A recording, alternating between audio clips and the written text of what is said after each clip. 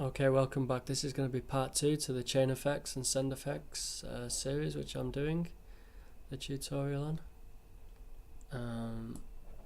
Just to recap what we was doing there, we had the stab loop in this little breakdown that we've created. Stab loop, and I was telling you that the correct order for the effects is to have the EQ first and last, with the multiband compression before the EQ and the distortion after the EQ, and this usually works quite well. It seems to be a good chain of effects. And the send effects, which are your echo effects, which should always be in the send channels, not always but usually. Reverb, delay, flanger, phaser, these type of effects should come from the send channel, because in real life it's the environment that affects the sound that gives the effects, like phasing and flanging. The sound doesn't have that effect on it naturally, which is what you would be portraying if you had it on the channel bus. We use it from the send bus because the sound interacts with the environment, and the environment creates the effect on the sound. And this is what send effects do. When you apply the wet send effects to your audio, it portrays that the sound enters the environment, is affected by the environment, and the effect is added to the original sound as you turn the wet up on the send.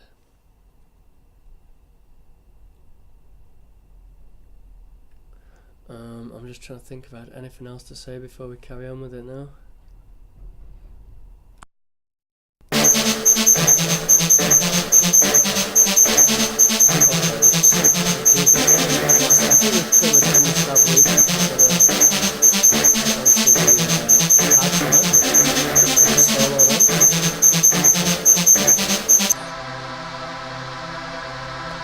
They're not the best parts, but I just put them together quickly for this tutorial.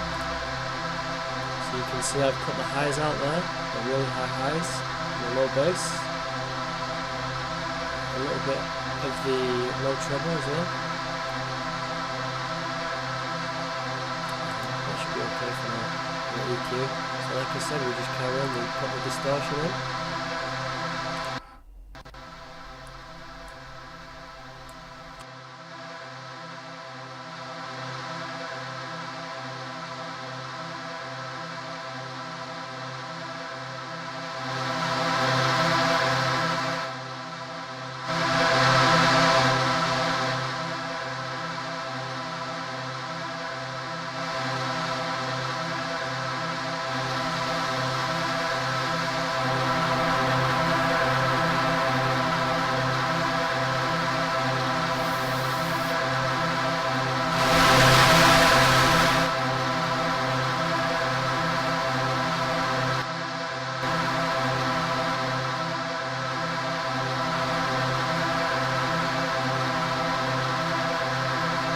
I'm happy with that.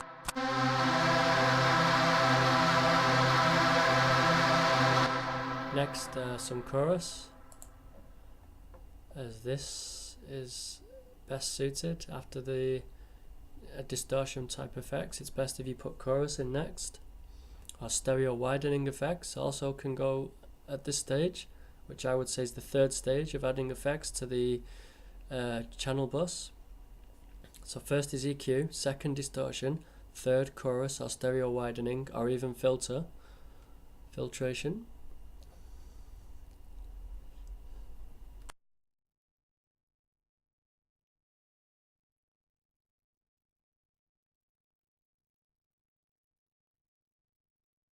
You can see there I have a preset, just thickens it up. It's a preset I got ready made.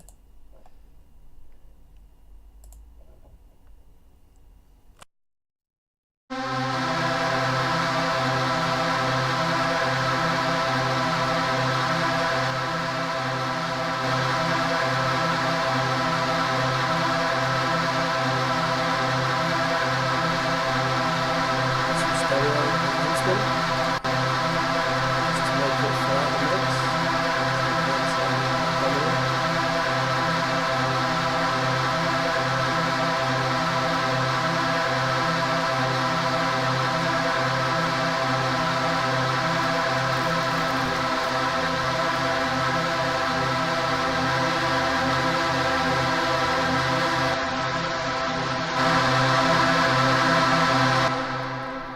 Okay, so what we did there with the stereo enhancer is we're going to move the offset to the left about 25%, the same with the stereo separation, and we want the effects to be pre-effects, not post, and then we're going to invert it to the opposite side, the right, and this will give you a spread over the stereo. So we'll just play it without and then with, and you'll see it just widens the sound.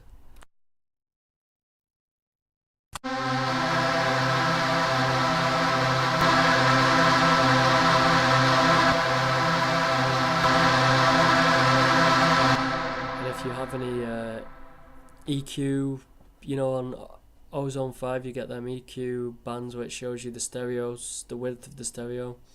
You can see when you apply it on there that the width of the stereo really goes from side to side more than up and down. What do you call them now? I can't remember what you call it. Yeah, stereo monitor or something like that. Stereo analyzer.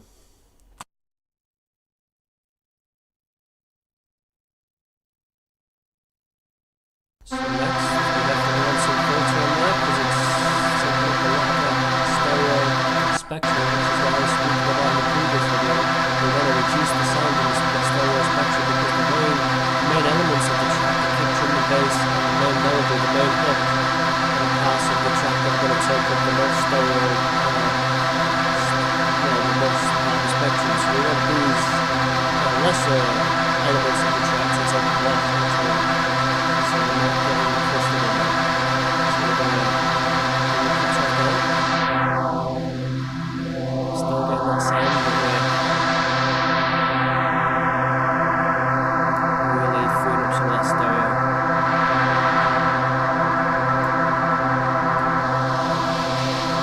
Audio spectrum.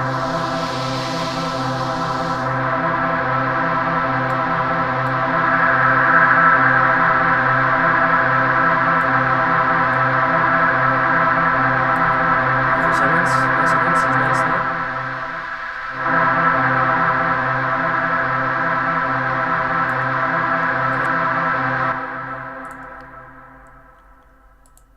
And now some multi-band compression. Just that simple. You can use presets. You don't need a lot of compression on that. 2.9 should be fine. We want the mids to come out a little bit more, I think, so we can maybe just turn the gain down on the bass and on the high a little bit. We don't want the attack too tight on the highs, so we can just release that a little bit. Open the release up a little bit as well, and yeah, just turn the gain up on the mids a little bit. It's very subtle, so I'm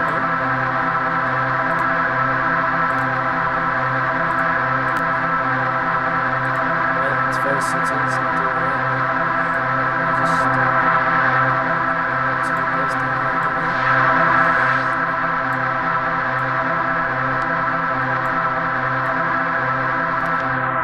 On these bands, really, every time you use this, it's going to be different, so you just play around with it really until you feel that it's right for this particular sound.